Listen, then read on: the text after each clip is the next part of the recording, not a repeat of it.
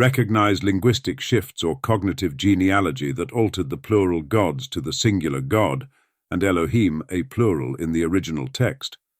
Somewhere along our historical timeline, the letter S was deleted from the original manuscripts, replacing gods with God. A decision made during biblical compilation to establish monotheism.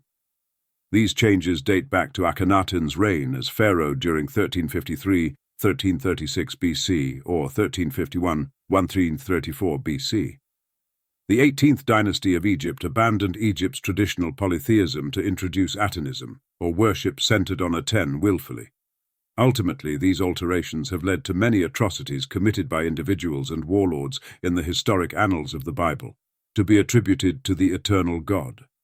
However, such acts and deeds are certainly not reflective of the God of all flesh in whom we all dwell and have our being. Remember, this work is not a treatise on heaven and hell, a lake of fire, or the afterlife. It is not intended to fuel debate. Instead, it is about unlocking your highest potential. While this book, Hidden, is not asking you to pray in the name of Yahweh or Adonai, it also gives no credence to whether he is an ET or not. However, in my quest to make my work much easier to achieve my purpose of detoxing your self-limitation and mental block, I dive into the rich tapestry of scriptures, extracting allegories and parables to propel you forward.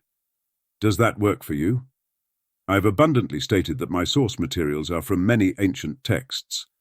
Nevertheless, predominantly I have used passages and quotations from the scriptures to build content, carefully selected to illustrate my point as far as it can get. Should that matter? Especially when the goal is to kick-start and unclog the negative mental emotions that have caused your stagnation and hence your predicaments.